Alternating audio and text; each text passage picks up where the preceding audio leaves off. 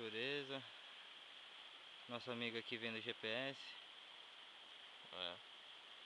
Romeu.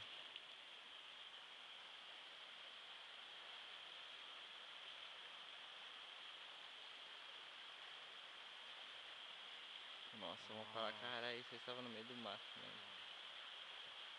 No meio do mato. É isso aí, gente. Isso daqui, ó, natureza, preservar, faz bem. Falou.